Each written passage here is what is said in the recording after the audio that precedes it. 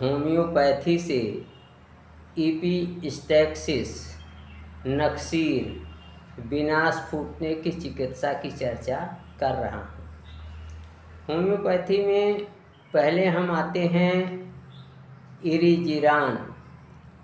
इरिजिरान नामक का औषधि का कीनोट सिम्टम है कि इसमें जो है सिर में रक्त संचय होता है, चेहरा लाल होता है और इसमें ज्वर के भी लक्षण पाए जाते हैं।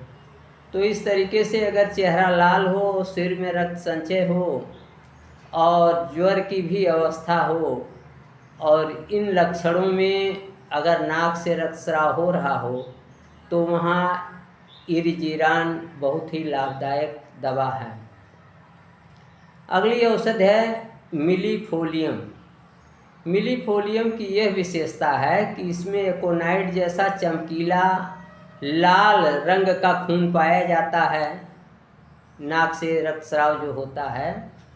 और इस रक्तस्राव की, मिलीफोलियम के रक्तस्राव की सबसे बड़ी विशेषता है, इसका कीनोट सिम्टम यह है कि इसमें किसी प्रकार का कोई दर्द नहीं होता है और रोगी को किसी प्रकार का भय भी नहीं होता है।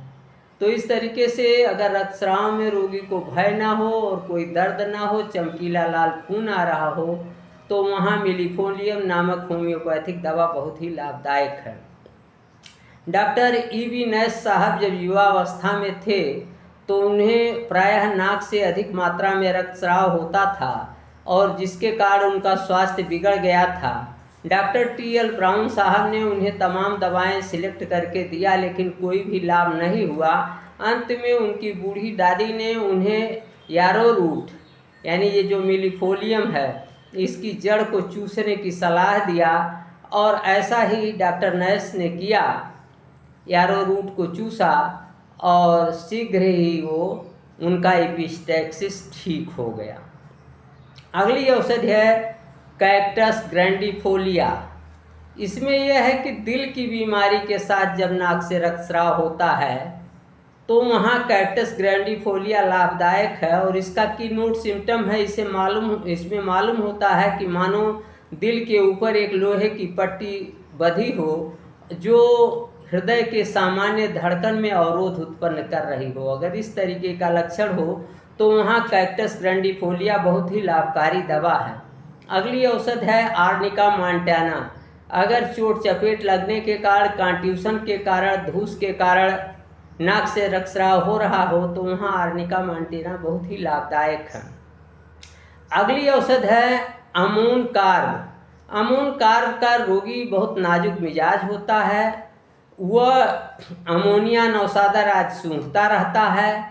इसकी सबसे बड़ी विशेषता यह है कि नोट सिम्टम है कि इसमें नाक से रक्तस्राव जो है चेहरा धोते समय होता है।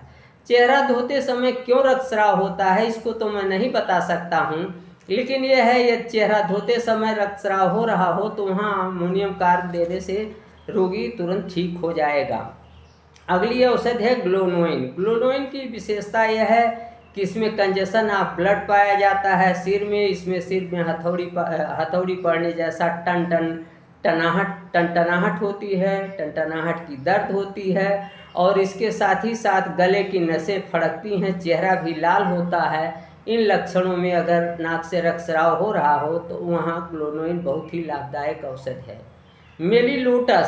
मेलिलोटस नामक औषधि की ये विशेषता है कि इसमें लाल खून बहता है, लेकिन इसकी विशेषता है कि नाक से लोथड़े जो है, खून के लोथड़े वो लटकते हुए रहते हैं, थक्के जो है वो नाक से लटकते हुए रहते हैं, एक पिंड के रूप में, एक मांस के रूप में।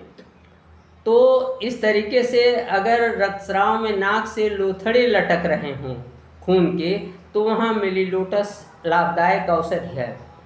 इसमें भी चेहरा बहुत ही लाल होता है। अगली औषधि है क्रोटेलस होरिडस। क्रोटेलस होरिडस यह मारात्मक जो है एपिस्टैक्सिस में लाभदायक है। जब डिप्थीरिया रोग के साथ नाक से अत्यधिक रक्तस्राव हो रहा हो तो वहाँ जो है क्रोटेलस होरिडस बहुत ही लाभदायक औषधि है।